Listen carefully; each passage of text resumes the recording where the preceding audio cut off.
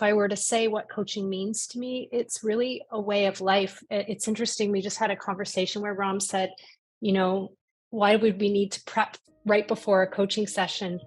And I agree. I think our prep for a coaching session is the way that we live.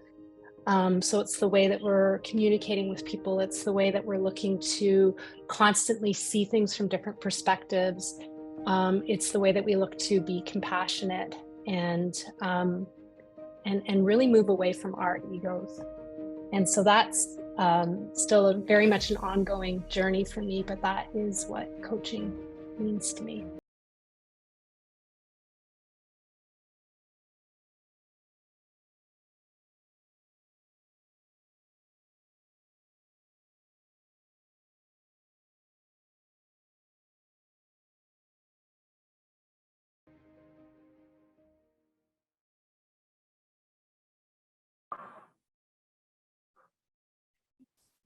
Hello, everyone. Welcome to our webinar, our first webinar of 2023. So good to see you all here. I'm Kiva from Kocharya.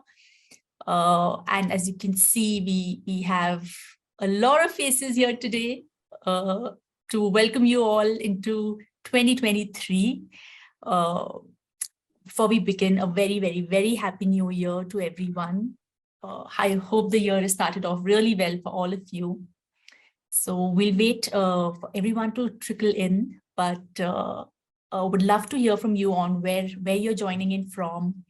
Do share, do use the chat box and do share with us where you're joining in from. So, all right. How are you all feeling, Ujjaval, Tracy, Smita, Prakash, Komal? I'm feeling great. Thank you, Kiva, and hi, everyone. Very happy New Year to everybody. I'm feeling great to be here. Wonderful. Hello, Catherine. You maybe just wait for a few more people to come in. Hi, Nagesh. Nice to see you.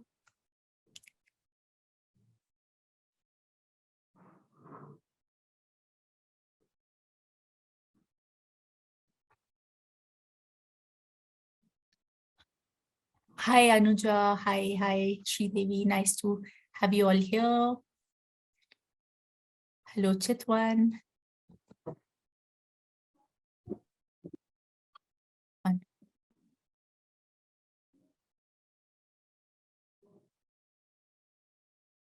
All right. I would say I'm feeling like the new year just started today because before today, it's children's vacations and holidays. It didn't even feel like something new has started. But to see everybody's faces today is a good reminder. So I'm glad. Great. So I think we'll get started then. So today we wanted to basically start off by sharing with you all the exciting things that we are bringing to you in 2023. We have a very, very interesting lineup of courses, programs, webinars, different things that we're bringing to you. So we thought we'll get started with our webinar series with just an introduction to all the wonderful things that all the wonderful people here who you can see on the screen and some more who couldn't join us today are bringing to you all. So we're going to be doing the webinar in like smaller parts. So before we get into what the exact courses are in the year ahead and what are the different things we're bringing to you, I thought because we have all these wonderful people here with us today, why not get in as much inspiration and soak in as much learning as possible from them? So make the most of their presence here today. And I think when I had also started my coach training journey, one of the things that I was most curious about was to learn about my coach and to learn about what got my coach into coaching, like how did it start? Like, what does coaching mean to my coach? So I thought today would love to hear from all our lovely faculty members here today, Prakash, Tracy, Smita, Ujjaval, and Komal. what is coaching to you? If you could just open up with that broad question. So anybody, whoever would like to start off. I see Prakash is unmuted, so maybe I'll request Prakash to get us started. Okay. I will take the advantage of the technical glitch. I'm muted. Anyway, so Kiva, coaching for me is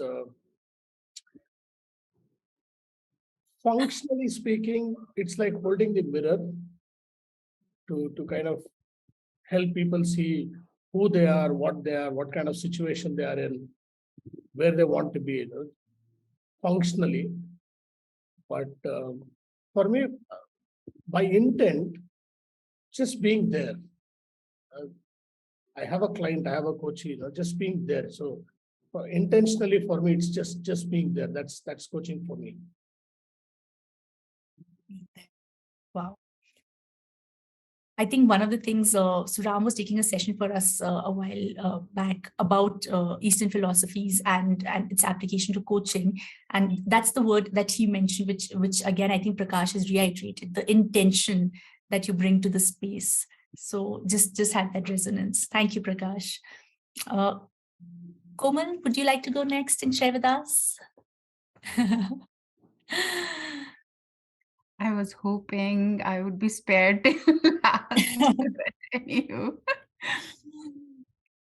how did I get into coaching is okay, so I can only connect a few dots in the past because I'm still to explore the full reason of why I'm a coach. I don't know yet entirely. But if I connect the dots going backwards, I've worked in mobility industry for 14, 15 years. And I knew that I was finding it less and less challenging. And because, of course, after spending so many years in the same industry, you get a certain level of expertise to do your work. And then I also started to notice some of the loopholes or some of the things which were not quite right about the service offerings for the clients and what wasn't working and what wasn't helping solving the problem. And so it all actually started with an idea where all the expats who used to come to India used to get these cross-cultural training programs. And I was like, how would you train somebody for getting adapted to a culture? All you can tell them about is, what is India? How many states are there? What people do? What are the cultural norms and wants? It's something which they can also read in the books, or they can also do, research, Google these days. And so, what is the real value? Like, what are you training people about? Because adapting to a culture requires more than training. It requires more of a hand-holding. It requires to help people explore how, coming from a completely different socio-cultural background, they can make sense of a new culture they are getting to go into. And it needs more than training. So I had no idea and clue what coaching actually is at that point of time when I started. And I thought that they need to be coached. I didn't know. Some hunch was inside me that brought this word coach, like you need to do these cross-cultural coaching instead of training programs. Having no idea or sense of what really coaching process is. Anywho, I developed that program and my organization sort of supported me, and then we started to deliver it. That's from where the journey sort of began. But I love that interaction with the clients and that close association and listening to their questions and helping them find answers to those questions. It was like a addiction sort of thing, like the same sort of happiness that you get into any addiction. So I was moving more and more towards this kind of work, and the other responsibilities started to feel like mundane. So after a while, I thought, okay, let me get into the coaching. That's when I left my job, got into coaching, and actually figured out the entire universe of coaching. So it's happened just by a hunch. But I think it was a good hunch, and I'm glad that I took that leap and came into coaching entirely. Because ever since I'm sort of learning, evolving, exploring more and more about what coaching really is and how it is also evolving as a career. So that's my connecting dot. Beautiful to hear that, Komal. Thank you for sharing. Anyone would like to go next? Ujjaval, if you'd like to share with us. Sure, Kiva. So what you asked, what coaching means to me, probably for me right now, I can say that coaching is my life purpose. And what it means to me is that when I'm working with a client, I'm working with them, I'm partnering with them to facilitate, also not the right word, but I'm just using it for ease of meaning. I'm facilitating that process somehow so that they can meet their future self. Because as Dr. Carl Rogers says, that everyone is in the process of becoming the best version of themselves. And how do I work as an enabler? How do I work as a catalyst, remaining as invisible as possible in the process so that a client can meet their best future self?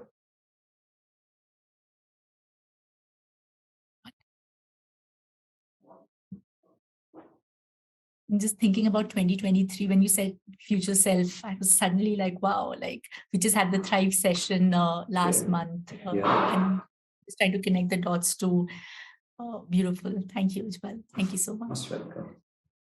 Smita, Tracy, would you like to share?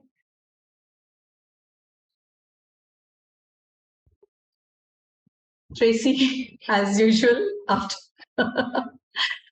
So it always a jinx happen. Yeah. Always. Sure, I'll break it off. Yeah, so coaching. Just briefly, how did I get into it? I did some coaching in a formal role. And I thought, wow, this is something I'd be really good at to do as, as a career focused. I'm great at giving advice and I'm a wonderful listener. And of course, I found out that coaching is not about giving advice. And I learned very quickly that my listening was at the best, maybe a level 2, sometimes a level 3 level, certainly not at a level 4, what we call generative listening. So that was a really eye-opening first part of the journey for me, but also life-changing. And I guess if I were to say what coaching means to me, it's really a way of life. It's interesting. We just had a conversation where Ram said, why would we need to prep right before a coaching session? And I agree. I think our prep for a coaching session is the way that we live. So it's the way that we're communicating with people. It's the way that we're looking to constantly see things from different perspectives. It's the way that we look to be compassionate and really move away from our egos. And so that's still very much an ongoing journey for me, but that is what coaching means to me. Sharing, Tracy, one of the words that came to my mind was healing. Like as you were sharing, like how the transformative experience has been, I was just connecting it to how coaching is so healing in ways, and it creates a version of you. That's, I think, again, like your future self that's continuously growing. So yeah, thank you. Smita? As a child, I think I always love to, and by nature, I used to believe in things, in people. And I was always told that, I have patience, I have a lot of patience. Somewhere, life happens and I picked up finance as my career. It almost took me 6 years to realize that that's not my calling. It's just about that, for kids, I needed to take a break and take care of them. And that's where I realized that, banking is not my calling. I didn't want to work in a bank again. While I was, trying to understand as to where I want to, which field I would like to now choose, the space just happened. I think I didn't choose coaching. coaching chose me.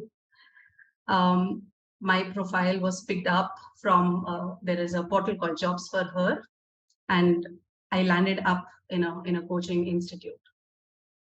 And then when I became, with ICF definition of coaching and about, unleashing the personal and professional potential, the unlimited potential that each of us have, is what intrigued me to go deeper into it. And I resonated with it so much so because of my own personal journey where I grew up with some limiting beliefs, believing that, maybe I am not self-sufficient.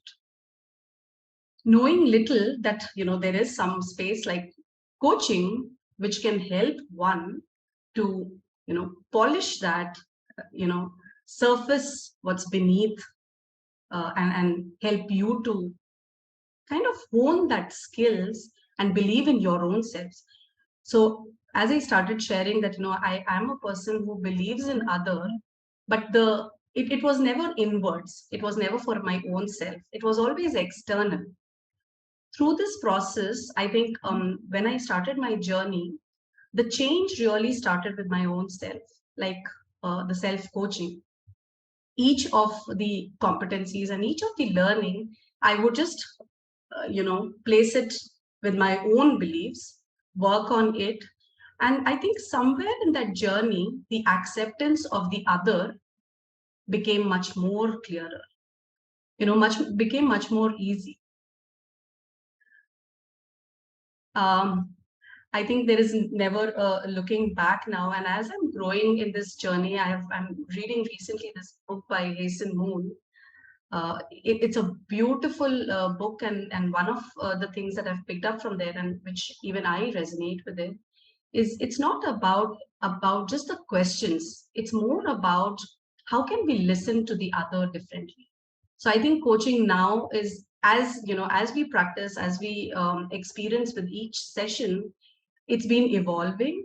And now I'm realizing more that it's not just about asking questions differently, it's listening differently. I have goosebumps as you shared that, Smita. That was really, really powerful. And I really connected with when you said looking inward, and yeah, that was very, very, very powerful. For all the participants who've joined us today, do use the chat box. I can see Venkateshwaran has shared a question. We'll just take it up, Venkateshwaran. We also have a question on the Q&A that had come in earlier. So if we could just take that first, how language or culture will impact cross-country coaching? Komal, is that something I think connected with what I think you had shared a little? Yeah, I also wrote an answer to that, and which was like, yes, because culture primarily impacts the belief systems that we carry as people, our values, and then eventually our behavior as well, the way we think about world, about ourselves. So it shows up in all our interactions. So when we begin to coach people who come from a different cultural background than us, we just need to be mindful that, what they are saying or what they are presenting could be an influence and outcome from their cultural learnings and backgrounds. So to be more aware of the biases that we might have or they might have. But then again, coaching is such a space where once you become present for the client, and develop that sort of a very deeper trust with the client, you learn to connect with ways which are way deeper than the culture. You connect at a very existential level with the other person, and it's way deeper and beyond than the culture. So I think the essence is to develop that level of trust that culture doesn't come in the way. But you do need to go through that space and hold that bit of a mindfulness and awareness about what could be those cultural nuances. Ujjaval is smiling quite big. Okay, can I add to what Komal has so beautifully explained? Okay, so what we call who of the person at Kucharya, which consists of the beliefs, values, purpose, emotions, energy. So while cultural beliefs and cultural orientations could be different between a coach and a client, or a country like India, even between in one state also there could be many cultures existing. So all that needs to be respected. However, few things do not change. Okay, so I would like to invite all of you to look at beautiful work done by Paul Ekman. Okay, he is a global leader and global researcher on universality of emotions and micro expressions. So he has studied the emotions triggered on, say, a Wall Street executive's face when a stock market is going up or down, like a Red Indian, somebody living in a tribe. So how they also go through emotional ups and downs and how their facial expressions change or not. So as a coach, for you to be able to a good cross-cultural coach, apart from sensitivities that Komal has mentioned, you need to dive deeper into what is appearing beyond what is visible, and you need to listen to what is not being said and go deeper into those non-verbal aspects, exploration of emotions, etc. And you will find that it's just possible to coach with little more awareness, what Komal has mentioned, and deeper awareness about emotions and energy. And another thing that doesn't change across the culture is our values. Some of the universal values also don't change across the cultures. So when values are violated, that also creates triggers, emotions, etc. So just going at a deeper level, you will find that all human beings are the same, just you go a little deeper.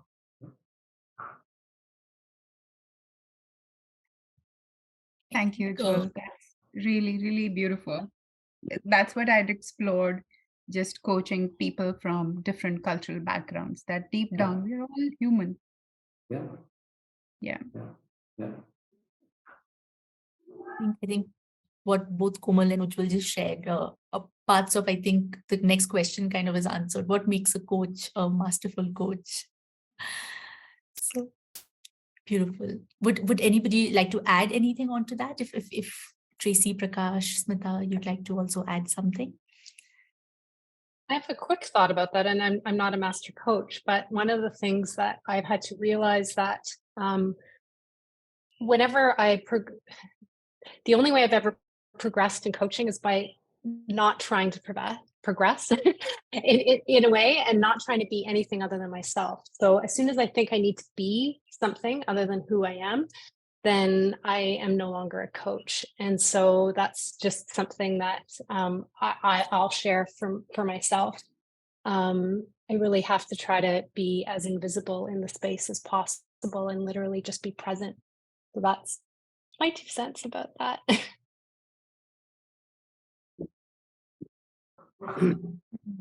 Swaminathan has shared, awareness of culture helps develop the trust and belief between the coach and the coachee. Wonderful. Prakash, Prakash, you wanted to add something to? Now, for the question on masterful coach, the thing that is coming up to me right now is you become coach and stay and live as a coach and nothing else. I think that's what is masterful coaching. I mean, it's not progressing to something else. It's just about staying there, to continue to stay there. If there is a session for 60 minutes, the whole of 60 minutes to be the coach, I think is masterful coach. Because sometimes there can be distractions. So distractions to be the advisor, distractions to be the problem solver, distractions to collude with the emotions of the client, or distractions to go to the past or fly to the future. I think if those things can be eliminated. I think that is masterful. There is no skill. Though it is called masterful, it's not a skill that you acquire. It's just the being to continue to be the coach the whole of the time that you're with the client. That's masterful for me.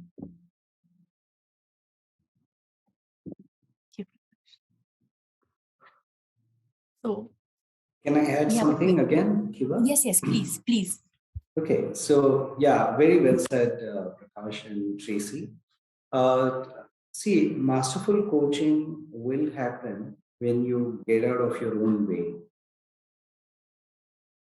Okay, so in order for you to get out of your own way, you need to be as self-aware as possible, because what happens is that when you coach initially, whatever client is expressing, your brain cannot stop but process those data points and automatically tries to create judgment. And that judgment will infringe into your inquiry or your questions. So, as you develop self awareness, you know that, okay, this is interfering in my questions. So, you eventually work towards developing detachment, or you suspend the judgment. Okay, because technically non-judgmental situation is not possible. Judgment will get created automatically, but you can suspend the judgment and ask questions non-judgmentally. So it's a journey that you will go through, but it is purely trainable, purely possible. And any of the Kucharya trainers are skillful at training you to be at that way. Because even at foundation level courses also, what we are teaching at Kucharya is masterful coaching. That's the only way we know. So what we have learned, although Tracy has said that I'm not a master coach, but she is a masterful coach. Okay, so even if somebody is joining at a foundation course, what we know at Kucharya is to teach only masterful coaching.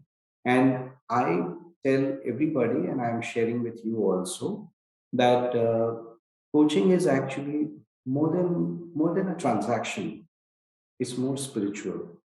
Okay, so you're even if you're exploring that you want to join a coach training program, it's not something that you are only choosing. It's perhaps universe is transpiring that you are called into coaching. Okay, and masterful coach is already present inside you. It's not a destination that you need to achieve. You just need to get out of your own way and we will provide that enablement that a masterful coach comes out. So it's an inside out journey, nothing else. Prakash? Thanks, Ujjaval, for sharing that. Coaching is spiritual. Now, it does not mean the kind of gravity that the spirituality that brings it, but so to say, there was a time in the college that I was an NCC cadet attached to the army. Very different kind of environment that I was exposed to. More of guns, more of survival techniques. I used to be from the adventure side of the army, in the mountaineering, rifle training, and whatnot. Yeah, all I've probably tried everything that can kill a person. And at that point in time, at that age, I really enjoyed my life. I really thought I was special in the whole of the college. Of 3,000 odd students, I always thought I was special. And when I joined the corporate, I did some good stuff, maybe not universally great, but I did some good stuff. Once again, I thought I'm special. And then when I was drawn into training because I thought I could go up on the stage and speak well. And once again, I thought, yeah, this is my life calling, and I'm very happy. So guns made me happy. Sales and business development made me happy. Selling a 150 crore loan made me happy. And then training 30, 40 people on some sales product or functional product made me happy. And then today, when Kiva, was asking the question, what made you coach? Slowly from training in the last 10 years, I was slowly drawn into coaching. So it is also reflecting, from, if I take last 2 decades of my journey, coaching is defining who I am today. So for all the people who are attending now, the fact that you are part of this webinar at this hour, in whichever time zone you are in, is that there is something calling you for coaching. Out of so many people out in the world, if you are here, there is something calling you for coaching. I think that's the spiritual connection that coach has with coaching. Otherwise, I wouldn't be here. I think 3.5 years back when I thought of joining coaching, it's not that it was a very informed decision, no research made. Smita agrees with me. It was just one phone call. And that's all, just a phone call. In fact, she asked me, do you want to speak to the trainer? I said, why? She's anyway coming to the program. So I don't want to speak to the trainer. So, coaching is kind of defining who I am today. And probably, that's the spiritual calling. Thanks, Ujjaval. Beautifully shared, Prakash. Thank you so much for sharing that. So, I think we have a question on the Q&A. I think Ujjaval, you're taking up the question. Okay, great. Thank you. So, wow, I'm just listening, soaking in all that you all just shared right now, and just feeling very grateful to be. Before we can move on, I just wanted to share something on that masterful question which is posed to us. Yes. I think what Prakash said and what Ujjaval said, I think combining both of them, first, just knowing who is a coach, what coaching is about. And then when Prakash said, when you can be like that for the entire period of time with a client in a conversation without sort of losing your grounding, without getting taken away by the concerns of what is happening. And then I think it's exactly like you will master any other trait or any other skill in your life. Just the way you will become a masterful artist, you'll perfect your scores, you will be present for your art form completely, and you will slowly and gradually sort of remove every inner interference that comes in your way. And I would like to take the example from within the coaching. Who's this author who, I'm sorry, I'm forgetting the name, but you would remember, who taught to tennis by the way of removing that inner interference. Yes, Timothy Galloway. So taking example from Timothy Galloway, you become masterful in anything by practicing it more and more in the right manner, in a way that all these internal resistances within us sort of drop. And what Ujjaval mentioned about, when you develop the ability to suspend your judgment and be present for other person is like taking care of that inner interference. So those inner interferences that come in the coaching space are all mental and, mind originated. So becoming a masterful coach, I think, is just learning to completely drop off those inner resistances and be present entirely, what Prakash has said. So that's all I wanted to say. Thank you, Komal. I think Swaminathan has also written a comment here. Just read one article by Halprin, which states about 4 levels of awareness: physical, mental, emotional, and spiritual. A master coach is at a spiritual awareness level. So moving on to the next part, bringing in the courses for you all in 2023. This has been really, really exciting. Cindy and Smita particularly have worked to share, to put together the different interesting combinations and courses that we're bringing to you. And so we wanted to use this space to hear from the faculty members who are going to be leading these courses based on the specializations that they have, so that we can learn from them about what's the specialization, what is unique about it, and hear from them on their outlook. So we'll have the coaching foundation courses, we'll have the advanced courses, but for each of those, there is a specialization. So from Eastern philosophy to ontology to coaching leaders, NLP, neuro-linguistic,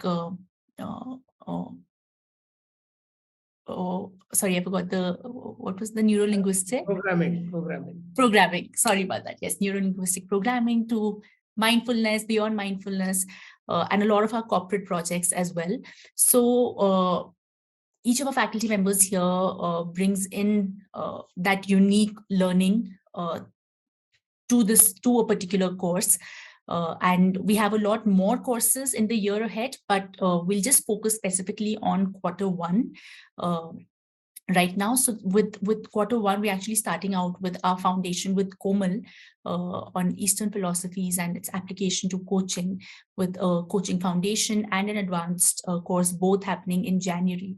So Komal, is it okay if you could share a little about the program with us? What's special about your program? And for everybody who's joining in, please do share any questions, any thoughts that come up for you, so the faculty members can take them up as well as they come. Yeah. Over to you, Komal. Yeah. Thank you so much. So, like I said, it just happened by chance, by a hunch, that I gotten into coaching. But what really sort of connected me to Coacharya and coaching practice is the inclusion of the Eastern philosophy, or what we call as ancient wisdom. Because I'm born and brought up in India and grew up in such an environment where did not have much clear awareness of all of those Vedas, Upanishads. But we've heard quite a lot of, in our common languages, quite a lot of sayings from the elders, which made quite a lot of sense, which made a lot of practical sense. And especially when I started the coaching journey and got through this ICF core competencies and then EMCC competency models, then realized that a whole lot of what is asked from coaches in terms of what competencies they should have become very simple to understand and grasp when you approach them from that ancient wisdom traditions. And personally, for me, that has been very, very helpful. So, like we say, is like the ultimate truth is one, but there are so many different pathways to approach that.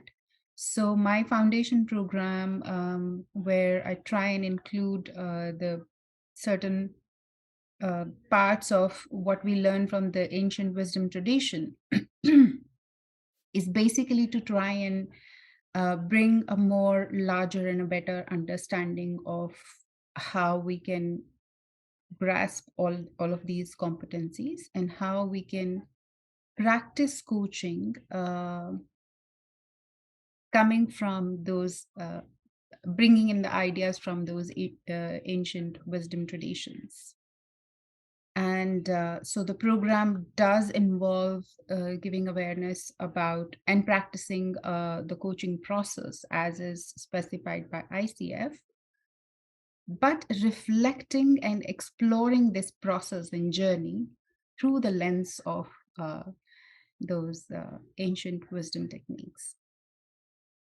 So it's a very specific, a very particular lens, which includes a lot of philosophical inquiries that we are going to make and a lot of practices that we would involve.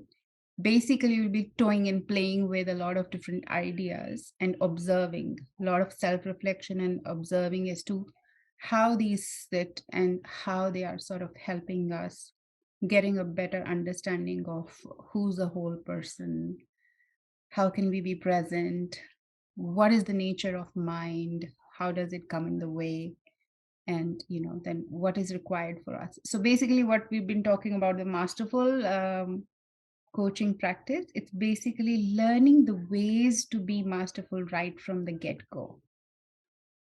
So it's not like okay, first let me learn to stand and then I'll learn to stand perfectly. Well, that comes by practice, but you just learn to stand in the right manner with the correct posture.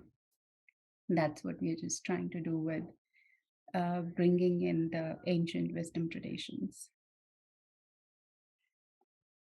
Thank you, Komal. If anybody has any questions, then please do share them here, and Komal, you can take them up if they do come up. Ujjaval, would you like to take up the next ones with your courses? Yeah, thank you, Kiva, and absolutely wonderful. Komal. Can I join one of your programs? I would love that, Ujjwal. Thank you. Okay, great. Okay, so yeah, I'm looking for some some discount that Kiva is not offering, so I'm negotiating with her, and maybe if I can afford, I'll join her program. So okay, yeah. So in my program, so just to tell you a little bit, this is the 11th year of my coaching practice, and I eat, breathe, sleep, drink coaching in non-alcoholic dough. So for me, I'm an executive leadership coach, and I coach across the globe. So you will get that flavor in my courses about how to coach in organization if you are an internal coach, or how do you coach if you're an external coach to especially to corporate executives, leadership transitions, how do you manage people who are taking new roles, and also how do you deal with that masterfully.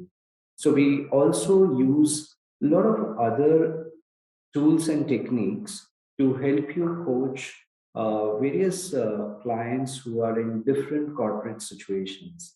Okay, and I don't need to specify what those corporate situations are. Many of you are from corporate backgrounds, so you would know.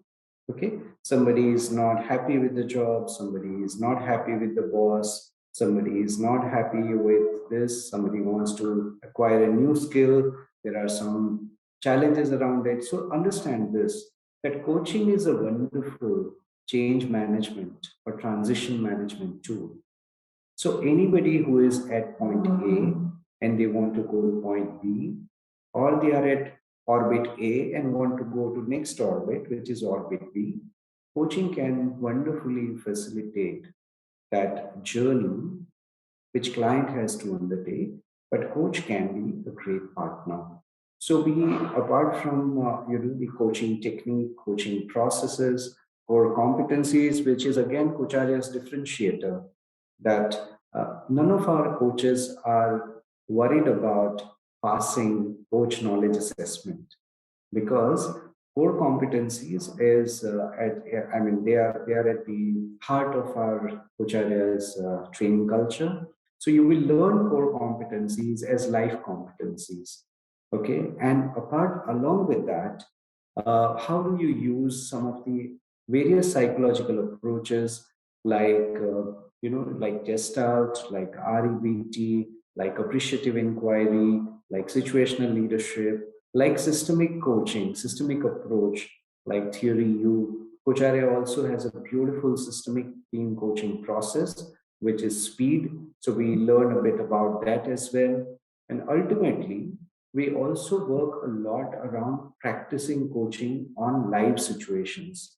So we invite you to bring the live situations that you have faced yourself or others have faced, and you want to discuss it. So a lot of case study based approach that we use, because since I have come from the field into the class, and also I'm practicing every day my coaching. So what you will learn from me is going to be completely experiential, and anything and everything that can be immediately applied when situation demands. So we say that theory and practice, but we say that in my class you will learn to practice more, which is backed by theory. So anything and everything which can directly be applied into live work and live situations. Another warning from me is that I'm also known for launching a lot of missiles, although I'm not in Russia, but launch a lot of missiles of books, references, videos, learning articles, all of that, and that credit goes to my lifelong mentors and teachers, that is Kucharia founder Ram and Kucharia training director Cindy, from whom I have learned how to keep myself updated and also share a lot of references democratically with all my learners so that you can do much better than you have anticipated for yourself. Okay. And one more last thing from my side is that what you also learn, what we generally cover as extra, maybe some hours that are needed, but I'm happy to invest that. That if you're an independent coach and looking to set your coaching practice, how what I have learned over last 11 years as an independent coach, what can lead to success, especially what cannot lead to success. So how do you set up your coaching practice? How do you build your brand? How do you start making a good amount of money, and what are efforts needed for that? All those kind of stuff also that we discuss. Okay, so yeah, and if anybody is willing to learn more, I'm happy to address on one-on-one as well. But yeah, I'm in a great company. Tracy, Prakash, Smita, Komal, they're great facilitators. So you can come to any one of us and you are guaranteed to get an amazing learning experience. Thank you, Ujjaval, for giving that holistic view as well for all of us. Prakash, would you like to take up NLP, neuro-linguistic programming? Thanks, Kiva. So, I've been an NLP practitioner first, even before I got into training and even before I got into coaching. So, when I say practitioner, what I mean is not practicing techniques, but then practicing ways of NLP in some of my life situations. For example, when I ran my first marathon, 42 kilometers, I think more than the training, the practice that I had done, in fact, I had done very less practice. So what came to my rescue was NLP. So training the brain to actually finish the race. I know I finished last. I wish one day I will write a book on that. How happy I am for finishing the race last, but having learned so much from that race. 6 hours and 52 minutes I was on the trail to finish 42 kilometers. I was dead by the finish line, but I wanted to come to the finish line. So, getting things done for myself using NLP techniques, small things, how can I reframe things? But if somebody is speaking to me, are they speaking to me in visual or auditory or kinesthetic mode? What is their representation system? In fact, I remember attending an interview where Chief of HR is speaking to me, and I'm actually analyzing whether that person is speaking to me in which representation system. I'm actually not giving the interview. I'm analyzing what's happening. So it had gone so much into me that it had become how I actually think on a daily basis. In fact, when I was in the session with Ram and metaphors came along, I did mention that probably metaphors is the way that I'm thinking every day in my life. Yeah. So what is NLP for benefit of all of you is we all have patterns of how we think and how we do things. And NLP is the art and science of unlocking those patterns or unlocking those unconscious patterns or unpacking those unconscious patterns. So when client is speaking to us, and interestingly, when somebody asks, if there is difference in culture and all of that is a pattern. The way Tracy feels happy, there is a pattern to how Tracy feels happy. So when client is speaking, probably client is speaking to you the pattern and the neurological level at which they are speaking. So understanding that and then responding to them at the neurological level is about bringing NLP to the coaching conversation. So it's not more about technique. I don't believe too much into techniques. I know there are a lot of magical things that NLP can do. A lot of people would have got exposed to that side of NLP. And there is also one big school of modeling, big school which talks about modeling, which is fantastic. Not very very useful in terms of coaching.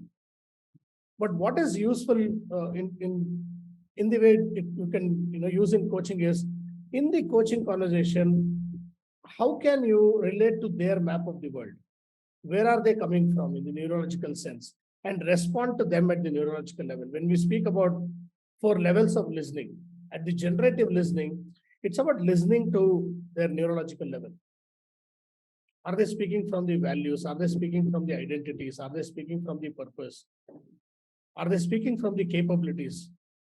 The linguistic expressions behind everything that they are sharing, all of that can be useful. So while we are dealing with the core competencies, we are doing all that ICF prescribes. This comes in as little handy when you're trying to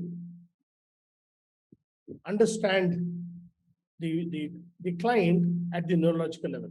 And of course, having set up my own business 10 years back, and whatever we are doing for the last 10 years globally, the kind of coaching that we are doing, one of the things that generally I tell all the coach learners is that day one you need to go out and publish yourself that you are the coach.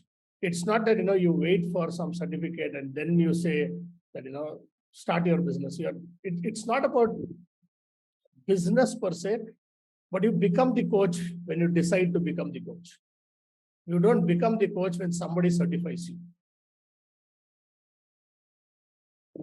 Thank you. Thank you, Prakash. Thank you so much for sharing. Tracy, can we have you share with us the foundation courses and also the short program that you'll be doing with us in this quarter? Yeah, I'll start with the foundation course because it connects to the short program. So the foundation program is going to be bringing in a lot of the concepts and I would say the lens. I really love the way that you use that word, Komal, because that's really what it is. The lenses that we're looking at in Beyond Mindfulness, and Beyond Mindfulness is the short program that I run. And it goes through several components, and I'll touch on them here, but starting from intentionality, right?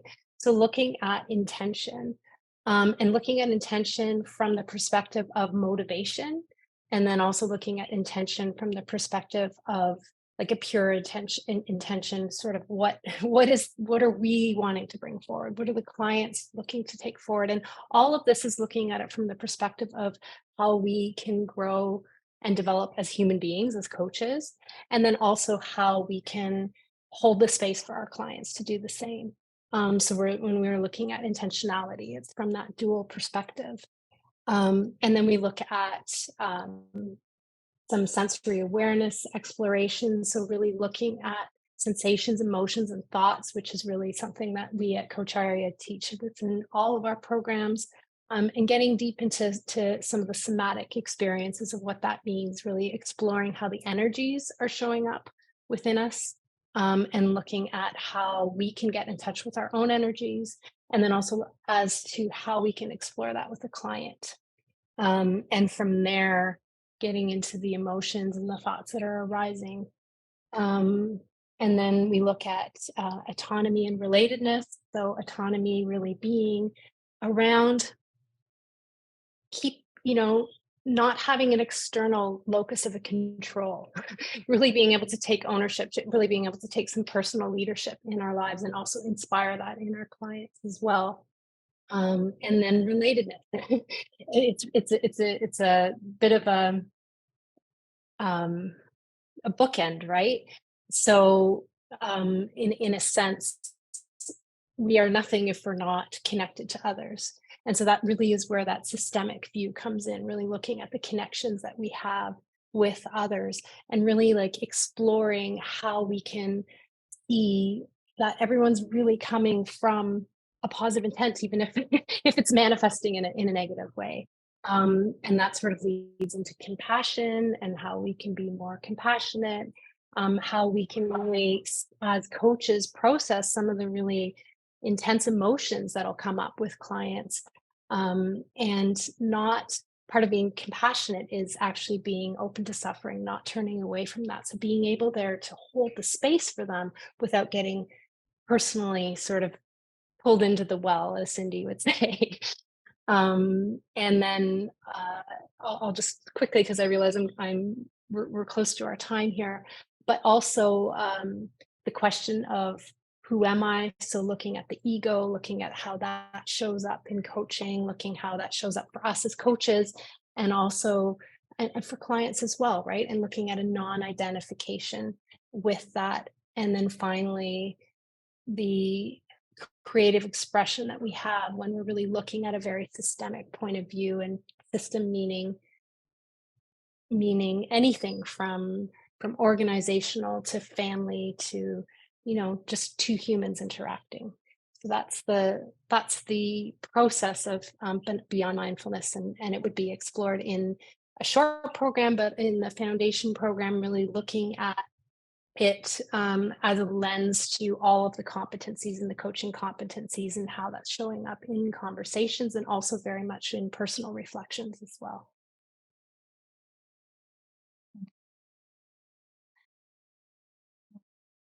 We I think heard about a lot of courses that we are bringing to you all in the first quarter, and apart from the courses that the faculty members just shared about, we also have courses on ontology and coaching ecosystem, having an organizational coaching foundation lens. I've just shared the link as well to our events calendar that will give you details about each of the programs if you'd like to read more about them. We also have with us Smita, and I really wanted her to come in today to share with you all also a lot about our corporate projects that we've been doing. So Smita, over to you to share with us about that.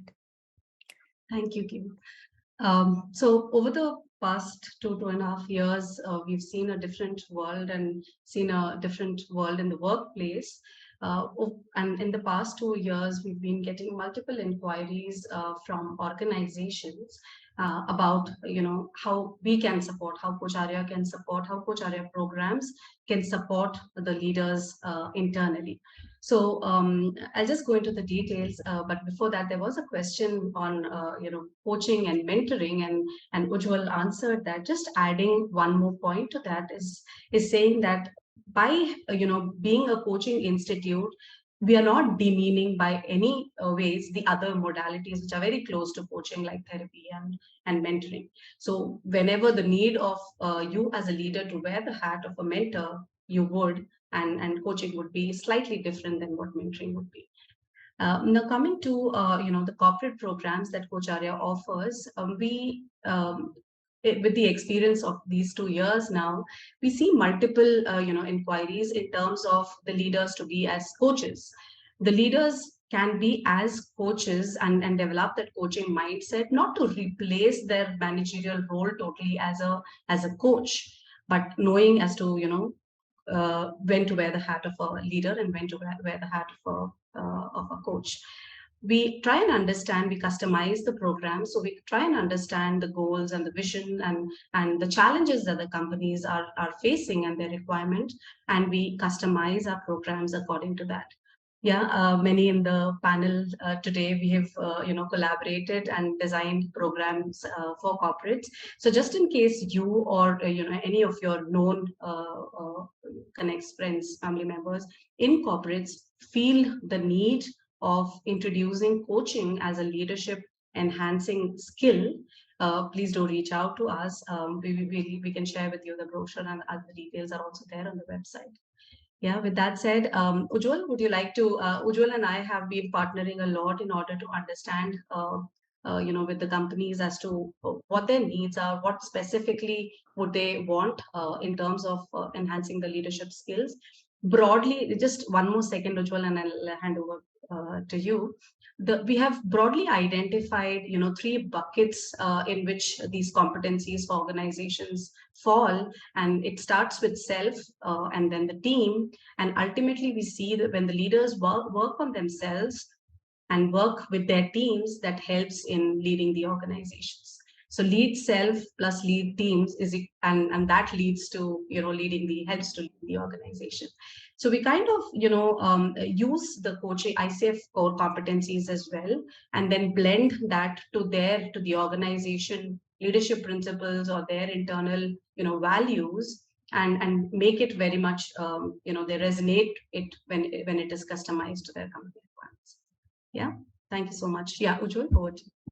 Yeah, I'll just add one bit to that, which is, so this leader as coach program and corporate coaching solutions that we have for individuals, teams, and also systemic team coaching. Also, we have one more beautiful program, and the architect of that program is here, which is Tracy, Smita, and the team. For emerging leaders, for middle management, we also have a great program called Leading with the Coaching Mindset. Okay, because sometimes coaching as a tool will work in many situations, but not all. Mentoring as a tool will work in many situations, but not all. But having a coaching mindset and applying that in various difficult, challenging, or thriving situations for leaders at all levels, this is a great program. Okay, so we have solutions for entry level, mid level, and also senior level leadership programs, and we'll be happy to serve you. And we say that we are the process owners. So if your intent is genuine to work on your company culture, and also along with that, our process expertise matches. So what you get as an output is a great culture and less stressful work environment. Thank you so much, Ujjwal, and thank you so much, everyone, for sharing all that you're bringing to everybody in 2023. It's definitely a really, really diverse mix of things. And for any of you who've joined us today, if you are interested or if you know of somebody who might find this interesting, do write to us at support@coacharya.com, and we'll be happy to take up any of your queries, any questions that you have. But today we wanted to just get started with 2023 by bringing to you all our faculty members who inspire us each day and who've brought in such unique and interesting concepts for all of us to learn from. So thank you so much for joining in today, all of you. Really, really grateful to you. Just before we close out, there's just a small announcement regarding our webinars, which we'll also be putting out on all our social media platforms as well. So you can follow us there either on LinkedIn, Facebook, Instagram, wherever you are. So in 2023, we are enhancing how we are looking at our webinars and bringing about some small shifts in the structure.